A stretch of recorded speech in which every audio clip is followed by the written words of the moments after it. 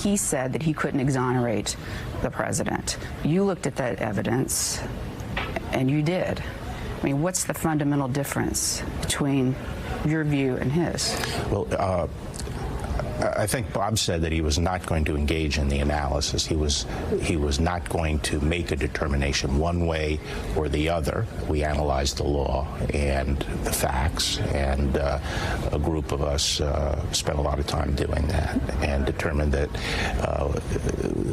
both as a matter of law, many of the instances would not amount to obstruction. As a matter of law. As a matter of law. In other words, we didn't agree with the legal analysis. A lot of the legal analysis in the report, it did not reflect the views of the department. It was the views of a particular lawyer or lawyers. So we applied what we thought was the right law. That's Attorney General William Barr speaking with CBS News. Joining us now, former U.S. attorney and a former aide to Robert Mueller, now an MSNBC and NBC News law enforcement analyst, Chuck Rosenberg. Also with us, former federal prosecutor in the Southern and Eastern Districts of New York, Barrett Berger. Great to have you both with us. Chuck, let me begin with you and just your analysis of what William Barr said in his reading, that their view of what was inside the Volume 2 of the Mueller report on obstruction was different than the lawyers who were working in the special counsel's office. Look, it's not that unusual, and Barrett knows this, for prosecutors to sit down and take different views of how evidence might play out in front of a jury. But I think there's something else going on, Willie. I think what you're hearing from Mr. Barr is a very robust view of Article 2 of the Constitution, meaning if the president does certain things, if he issues a pardon or if he fires an executive within the executive branch, that's okay always. It could never be corrupt, and therefore it could never be obstruction of justice. That's not my view. And by the way, if you read Volume 2 of the Mueller report, and I keep saying this because people really should, it's fascinating. It's long, but it's fascinating. What you see are a series of obstructive acts that, were it anyone else, were it anybody not protected by that Article 2 view of the Constitution, would be obstruction. And so I think what Bill Barr is saying is that he just has a different way of thinking about this. Is what he said, what we just heard, is it not similar to his 19-page job application that he sent? Yeah, well, so that memo that Bill Barr wrote before he became Attorney General lays out a very robust view of a president's authority under Article 2. It gets complicated. So, you know, if you take a step backwards, I think here's what Bob Mueller is actually doing. There's policy from the Department of Justice that says you can't indict a sitting president. Why? Because to do so would burden the president and stigmatize the presidency. If you can't charge a sitting president, then neither can you recommend charging a sitting president. I think that's precisely how Bob Mueller thought about it. You know, whether he's right or wrong, we don't know. A court hasn't decided that you can't charge a president. That's just policy. But what Mueller did makes perfect sense to me, Mike. And Barr's interpretation of that, frankly, rings hollow. Could you speak to, I mean, there's been a lot of talk in the past couple of days about, gee, Bob Mueller, why didn't he do this? Why didn't he do that? And seemingly lacking a focus on what he did indeed do. And could you speak to Bob Mueller as an institutionalist, as to who he is? That's a great word for him. So I had the privilege of working for Bob, one of the great personal privileges of my life.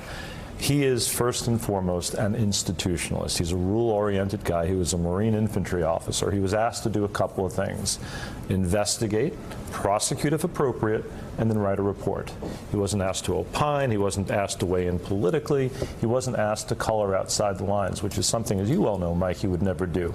He was asked to investigate, prosecute, and write a report. If you want to know what Bob Mueller thinks, read the report. And that's the case he made. The report is my testimony. Don't ask me to come out and elaborate on it. So, Barrett, going back to the Barr interview, the clip we played anyway, what do you see as the discrepancy between what William Barr said and what Robert Mueller said in his report and again in his press conference 2 days ago? And is the Attorney General on solid ground as he makes that case? I think the discrepancy here is really the role that OLC opinion that Chuck just alluded to played in the special counsel's findings. What we heard from Robert Mueller the other day and what we saw in the report was that that guidance was incredibly important to them, that they went into this right from the get-go knowing that they were never going to be able to bring an indictment against the sitting president. Because of that guidance, that really shaped the way they did the investigation and the way they presented that findings. I think you see a lot of daylight between how the Attorney General describes that and the role and the context of that policy in how Barr describes what the special counsel did or didn't do. According to Mueller, he said that it wasn't the role of anyone in the Department of Justice to make that kind of a finding as to whether the president had committed the crime of obstruction of justice. Barr simply sees it very differently. Barrett, Susan Del Percio here. What I hear from most people is that this is all noise. There's so much noise. They don't know what to make of it. Where does this go? I mean, we can have the debate back and forth for as long as we want on what Mueller meant or what he didn't mean. It seems to me that the only action in place would be an impeachment here, at least looking towards an impeachment, because otherwise we can keep talking and there is no conclusion. Where do you fall on that? Look, the way I see it here is that the end result that we should be looking for here is that the most facts possible that Mueller and his team uncovered are presented to the American people in a format that they can actually get, in a way that they will listen to, the way that they can actually absorb. I'm not sure if the Mueller report is that format. I don't know if people will actually take the time to read through 448 pages, perhaps hearing it from live witnesses through the form of testimony, whether that's just in congressional investigations or through the context of an impeachment proceeding. Perhaps that will have a bit more punch. But as Speaker Pelosi said the other day, one of the most important facts here is to try to air the facts, both for the purposes of the investigation, but also just so this information sees sunlight, so that the people know the same amount of facts that Mueller and his team did. Chuck, you have the great personal privilege of working for Bob Mueller. I've had the great personal privilege of being on television with you twice in the last 12 hours. And the question I have for you is this. I get the Mueller thing, how Mueller saw this, how he interpreted the OLC policy, how he then acted on the basis of his interpretation of it makes total sense to me, completely consistent.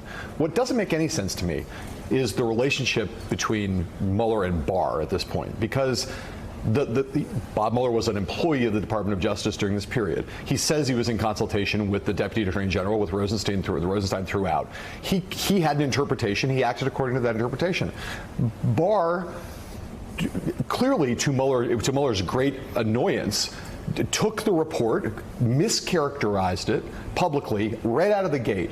If Bob Mueller had given that statement instead of Bill Barr 2 days after he turned in the report, if Mueller had been allowed to go before the cameras and give the statement he gave, exactly the same words, I believe Joyce Vance pointed this out yesterday. Just imagine how history would be different if Mueller had been allowed on day one to characterize his own report. Because the way he characterized his report is not the way Bill Barr did 2 days out. And even now you have Bill Barr on television basically saying, I don't know what Mueller's talking about. Mueller should have told us whether Trump obstructed justice, which seems to contradict the understanding of the Justice Department policy that Mueller was acting on. So I ask you, what is the deal here with what seems to me to be a miles of daylight?